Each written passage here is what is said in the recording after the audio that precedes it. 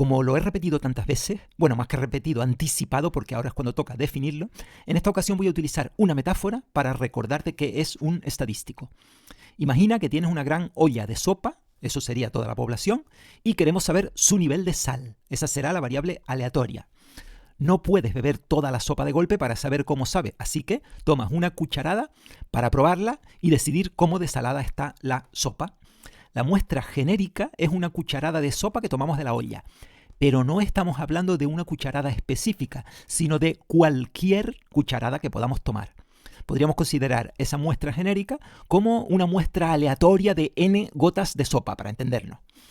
La medición que se haga o perciba con la cucharada sería el estadístico muestral, el cual no te dirá exactamente cómo está toda la sopa, pero te dará una estimación útil de su nivel de sal. Ese estadístico podría ser la media de sal en la cuchara, o la mediana, o el total. Pero claro, no existe una única, estática, inamovible, constante cucharada de sopa. Cada posible cucharada de sopa te daría un registro diferente del nivel de sal.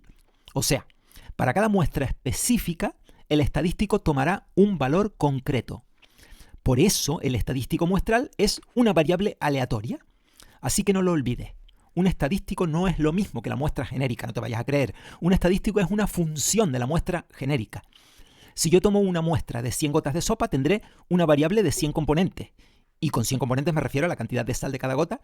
Y esas 100 componentes constituyen la muestra genérica. Pero un estadístico podría ser, por ejemplo, una media de esas 100 componentes, o sea, la media de sal por cucharada. Ese estadístico en concreto se llamaría media muestral.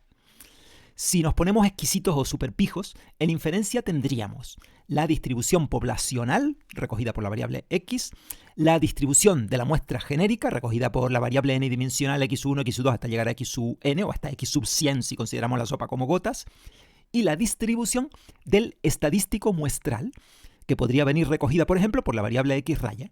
Y de esta distribución precisamente va este bloque, de estudiar diferentes estadísticos y cómo se distribuyen. Algunas cositas a modo de pequeño recordatorio antes de empezar.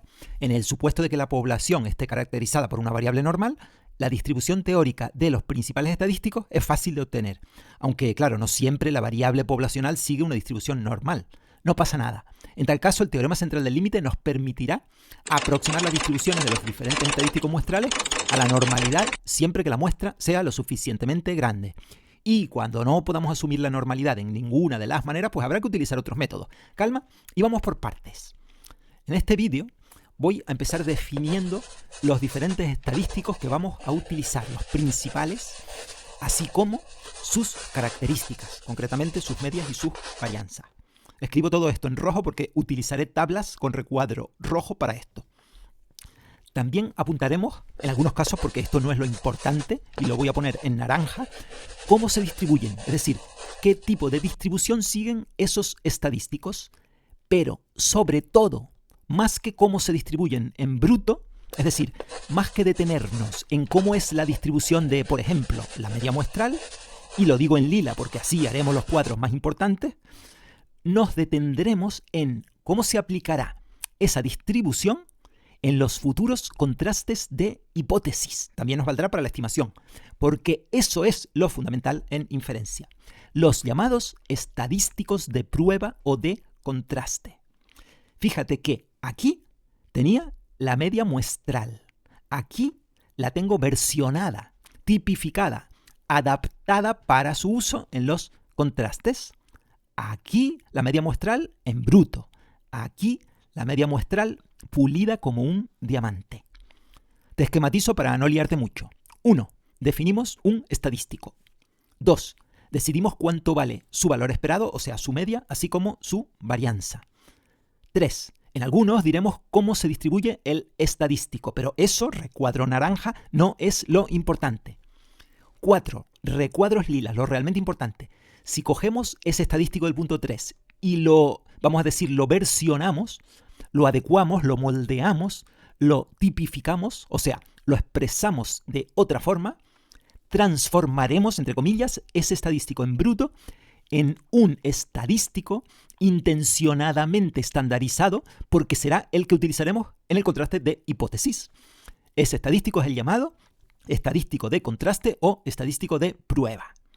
O sea, el estadístico del que siempre hemos hablado sería como el huevo, pero yo tengo que freírlo para que sea más palatable, o bien convertirlo en tortilla para dárselo a una persona con problemas de colesterol.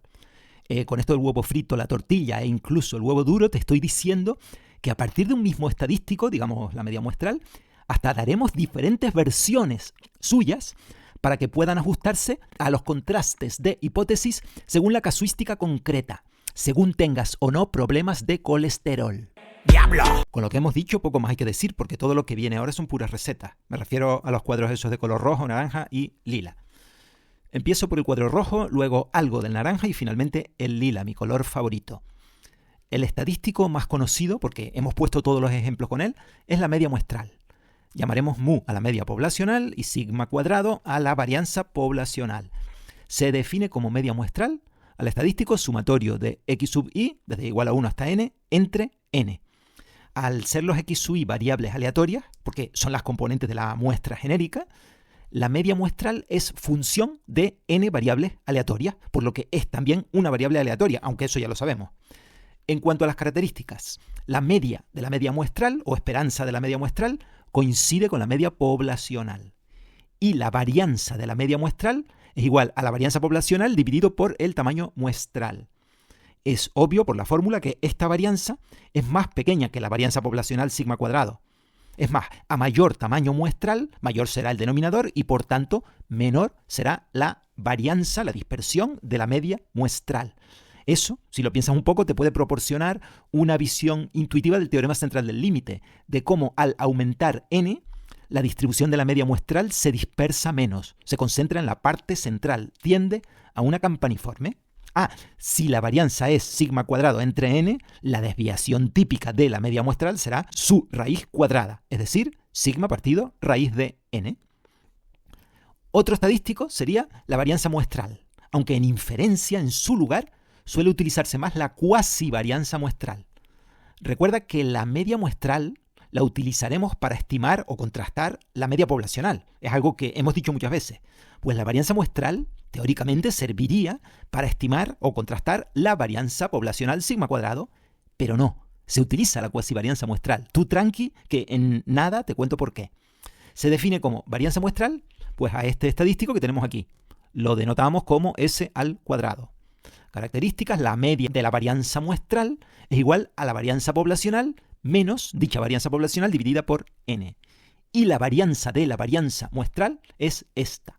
Recuerda por enésima vez que los estadísticos son variables aleatorias. Por eso tienen su media y su varianza, entre otras muchas características.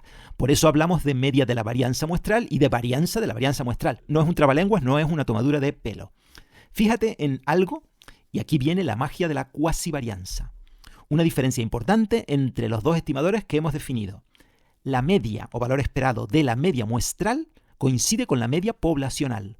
O sea, la media del estadístico es igual al parámetro desconocido que pretendemos estimar con él, ¿verdad?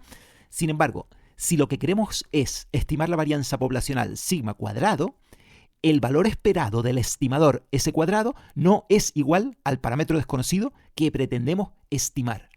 ¡Puf! ¡Qué putada! Por esa razón, para estimar la varianza poblacional sigma cuadrado, suele utilizarse, tachán, otro estadístico en lugar de la varianza muestral, la cuasivarianza muestral.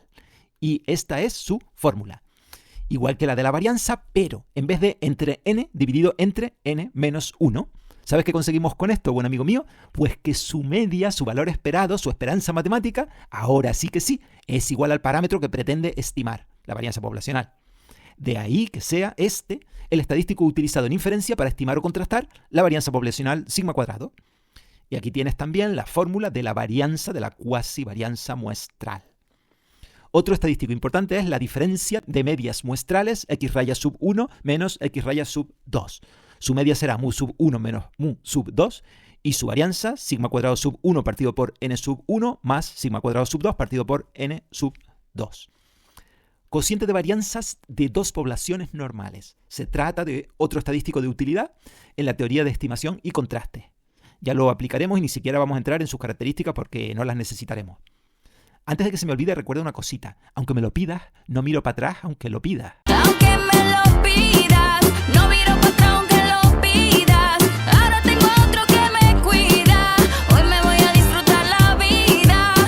Proporción muestral. Este es un estadístico de otra familia, es otro rollo, cambia el chip. Se trata de un estadístico para procesos dicotómicos, como los estudiados en la distribución de probabilidad discreta binomial. O sea, aquí la variable no es la longitud de los tornillos ni la cantidad de sal de la sopa, sino el hecho de que cada elemento poblacional puede ser éxito o fracaso. La variable aleatoria asignará un 0 al fracaso y un 1 al éxito, procesos dicotómicos. El estadístico P circunflejo, por cierto, te había comentado alguna vez que ese gorrito que se pone encima de las letras se llama acento circunflejo. Seguramente no, porque esa palabra es horrible, la odio. No me gusta nada decir circunflejo. Me siento pijo y tiquismiquis diciendo circunflejo. Decía que P con gorrito se define como la proporción de éxitos en n pruebas dicotómicas que componen la muestra, o sea, en las n extracciones o elementos muestrales. Repito la idea, aquí no se trata de registrar pesos, edades, euros y hallar medias, no. Aquí se trata de tomar una muestra de tamaño n en una población que admite dos resultados posibles y hallar la proporción de éxitos, o sea, contar el número de éxitos, eso es sumatorio de x y dividir por el total de elementos muestrales. Digo que el número de éxitos es sumatorio de x y porque los x y son ceros y unos, los unos suman y esos son los éxitos, los fracasos no suman, son ceros. Características. La media de la proporción muestral es p y la varianza es p por q partido por n. Y por último aquí tenemos el estadístico diferencia de proporciones muestrales, p con gorrito sub 1 menos p con gorrito sub 2, así como su media y su varianza. Odio decir circunflejo. Vamos ya con las distribuciones en el muestreo. Primero los recuadros naranjas, que nos proporcionan una información más limitada o menos aplicada, por ser más exactos. ¿Cómo se distribuye el estadístico en bruto? Luego lo adecuaremos para ver su uso concreto en el mundo inferencial, y eso lo haremos en lila. Los estadísticos de contraste. Piensa en lila, no te dejes engañar. ¿Sabes por qué lo digo? Porque yo ya no te extraño. Porque yo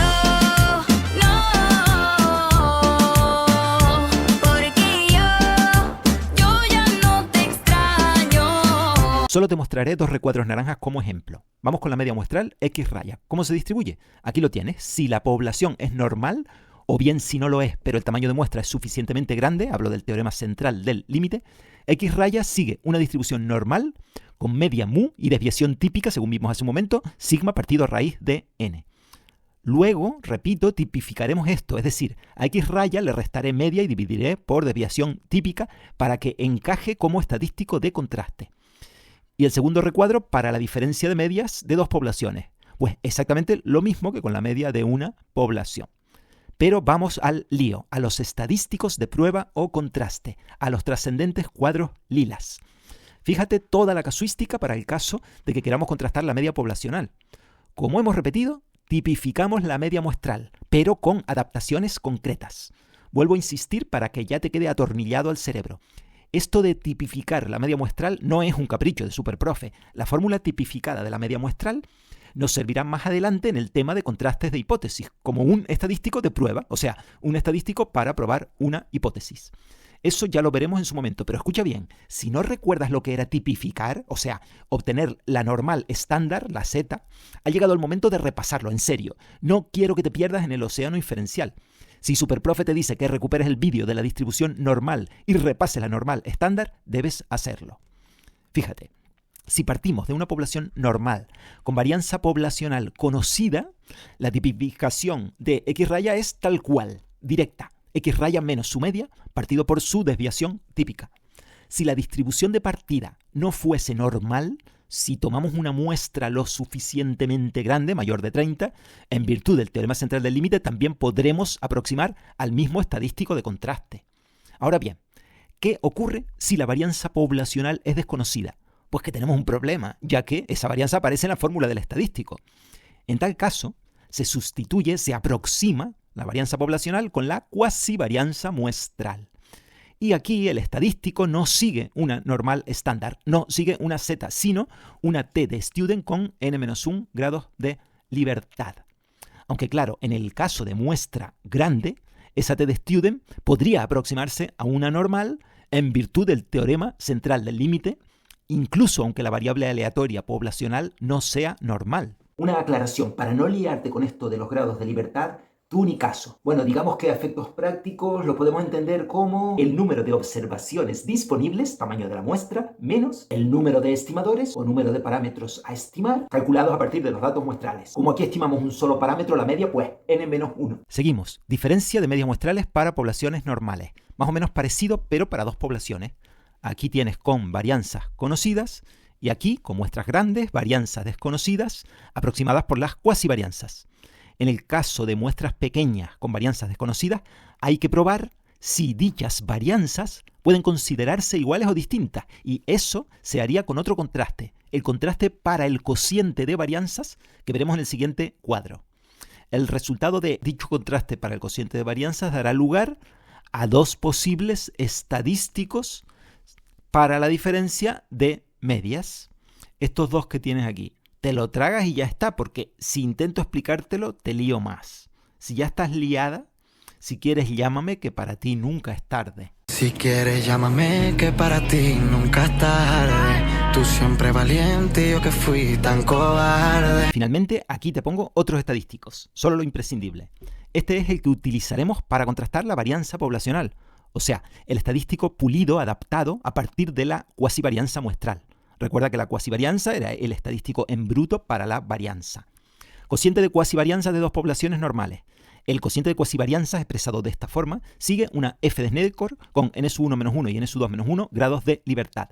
Este estadístico será precisamente el que se utilizará para determinar si dos varianzas desconocidas pueden considerarse significativamente iguales o no, de lo que hablamos al final del recuadro anterior. Distribución de la proporción muestral cuando el tamaño de la muestra es grande, que es cuando se aplica, porque para muestras pequeñas no es nada fiable. Y, finalmente, para la diferencia de proporciones. Todos estos cuadros volverán a amenizar tus sueños en vídeos posteriores.